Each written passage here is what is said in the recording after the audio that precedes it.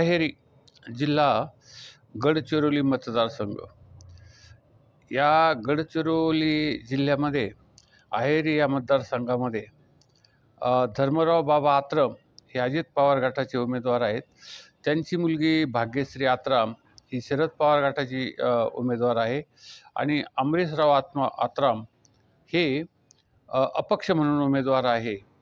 तर यामध्ये एक महत्त्वाचा मुद्दा आहे आणि हे घरातलीच निवडणूक आहे असं समजायचं. कारण जावई आणि मुलगी एका बाजूला, सासरा एका बाजूला आणि अमरीशराव आत्राम हे आपले पाहुणे एका बाजूला, म्हणजे अशा पद्धतीची ही घरगुती निवडणूक आहे.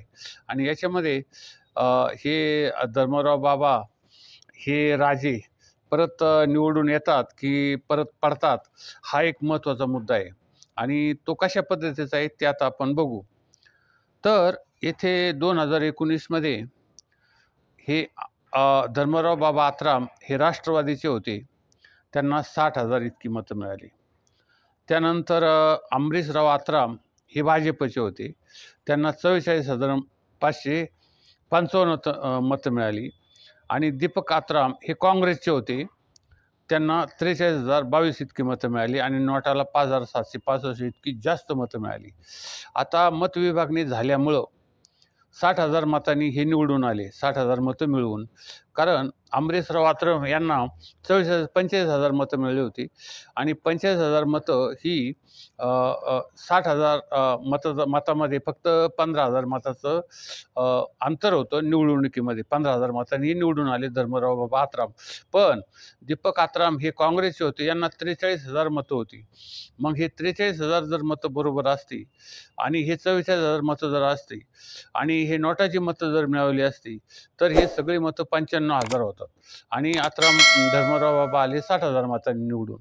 म्हणजे त्यांच्या विरोधामध्ये 93,000 मतं होती आणि आता यावेळेस हे धर्मराव बाबा आत्राम निवडून येणं अशक्यच आहे. कारण आता जी परिस्थिती होईल ती मागच्यासारखी काय होणार नाही आहे. शरद पवार गट आणि अपक्ष हे आत्राम हे दोघं जर एकत्र झाले असते तर खूप व्यवस्थितपणे निर्माण झाला असता भाग. पण आता हे भाग्यश्री आत्राम यांना शरद पवार गटाचे निवडून येण्याची शक्यता मोठी निर्माण झालेली आहे. आता येथे अमरीशराव आत्राम हे माजी आमदार आणि धर्मराव बाबा आजी आमदार आणि भाग्यश्री आत्राम ही शरद पवार गटाची.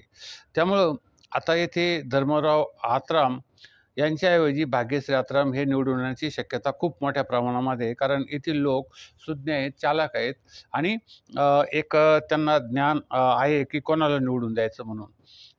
तर आता या उमेदवारामध्ये 2019 पूर्वीच्या निवडणुकीत कोण होतं निवडून, तर 1995ला सत्यवानराव आत्राम यांना 80,000 इतक्या मतांनी ते निवडून आले होते.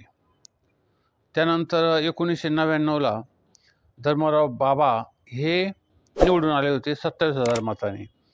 त्यानंतर 2004ला धर्मराव बाबा आत्राम हे 42,298 मतांनी निवडून आले होते आणि 2009ला दीपक आत्राम अपक्ष हे 61,894 मतांनी निवडून आले होते आणि 2014ला अमरीशराव आत्राम हे 56,418 मतांनी निवडून आले होते. त्यामुळं आणि आता हे जे 2019चा प्रकार घडला त्यानंतर येथे प्रत्येक वेळेस नवीन उमेदवार देणारे हे सुज्ञ लोक आहेत आमदार. आता या मतदारसंघामध्ये बेरोजगार अद्याप तो मुद्दा अद्यापपर्यंत काही सुटलेला नाही आहे.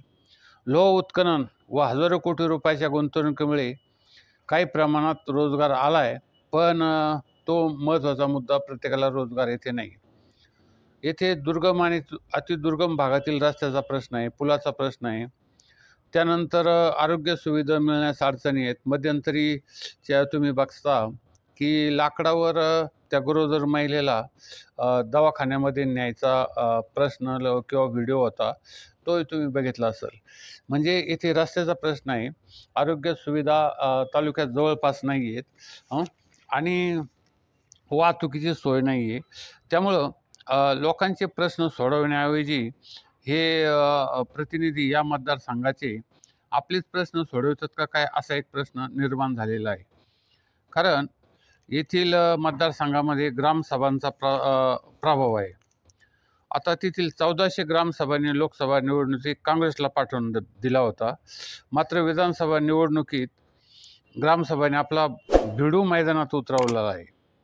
कारण अहेरी मतदारसंघात काँग्रेसला 12,152 एवढं मताधिक्य मिळालं होतं.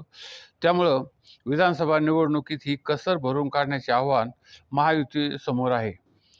तर महायुतीला काही एवढं जास्त मूल्य मिळणार नाही असं वाटतं. कारण शरद पवार गटाच्या भाग्यश्री आत्राम या तरी सध्या निवडणुकीत पुढं आहेत. महायुतीमध्ये भाजप आणि महाविकास आघाडीत काँग्रेसने जरी बंडखोरी केली असली तरी बंडखोर उमेदवार व त्याच्या उघडपणे समर्थन देणाऱ्या पदाधिकाऱ्यावर अद्याप दोन्ही पक्षांनी कारवाई केलेली नाही. त्यामुळं येथे भाजप व काँग्रेसने एकमेकावर कुरघोडी केल्याची चर्चा राजकीय वर्तुळात आहेत. यामध्ये 1,26,000 पुरुष मतदार आहेत आणि 1,24,000 महिला मतदार आहेत आणि एकूण मतदार आहेत 2,21,000 3,21,455 मतदार 8,000.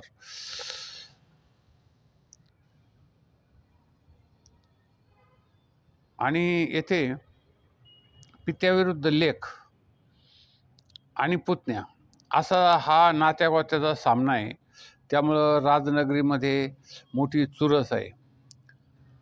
6 दशकापासून अहेरीवर आत्राम राजपरिवाराची सत्ता राहिली. कारण आत्राम हे तिथले राजे होते आणि एकाच कुटुंबातील तिघे आमने-सामने यावेळेस आल्यामुळं राजतिलक कोणाच्या भाळी लागणार हा एक उत्कंठा लोकांना आहे, महाराष्ट्रातील लोकांना. अन्न आणि औषध प्रशासन मंत्री जे होते धर्मराव बाबा आत्राम यांच्या विरोधात त्यांच्या कन्या ज्या भाग्यश्री आत्राम आणि त्यांच्या शरद पवार गटाच्या आणि भाजपचे माजी राज्यमंत्री एक हनुमंत मडावी यांनी उमेदवारी दाखल केली. त्यामुळं विविध प्रकारचं या मतदारसंघामध्ये जे एकंदरीत भाग आहे, हा मतदारसंघ खूप मोठा आहे आणि या मतदारसंघामध्ये सर्वात जास्त निसर्ग सौंदर्याने भरलेला हा मतदारसंघ आहे.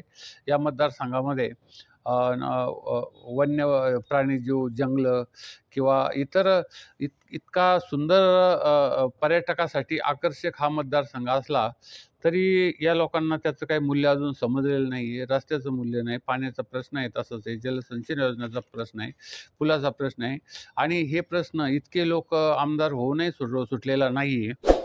त्यामुळं आता येथे लोक कोणाला मतं देतात आणि कशा पद्धतीनं मतं देतात हे विशेष महत्त्वाचं ठरणार आहे. आणि शेवटी हे भाग्यश्री आत्राम ह्या जर निवडून आल्या तरी एक चांगल्या पद्धतीचं राजकारण होऊ शकतं. कारण महिला जास्त प्रश्न सोडवू शकतात लोकांचे, असा एक भाग आहे. तेव्हा यावेळेस किंवा धर्मराव बाबा आत्राम यांना निवडणुकीचा अनुभव असल्यामुळे ते कशा पद्धतीचं एका रात्रीत निवडणूक फिरवतात ते बघावं लागेल. आणि माजी आमदार अंबरीशराव आत्राम हे सुद्धा कशा पद्धतीने निवडणूक फिरवतात यावर या मतदारसंघाचं भवितव्य अवलंबून आहे, कसा निकाल लागेल ते. पण आमचा एक अंदाज असा आहे की भाग्यश्री आत्राम या मतदारसंघामधून निवडून येऊ शकतात. कारण कधीकधी पात्रही वेगवेगळ्या पद्धतीने फिरू शकतो.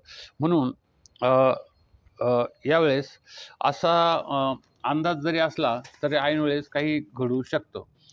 आमचा ATM न्यूज वर्ल्ड चॅनल हा संपूर्ण महाराष्ट्रामध्ये लाखोच्या संख्येने लोक बघत असतात आणि हा संपूर्ण व्हिडिओ बघून या चॅनलला आपण लाईक, शेअर, कॉमेंट करून या चॅनलला, आमच्या ATM न्यूज वर्ल्ड चॅनलला जास्तीत जास्त सबस्क्राईब करा.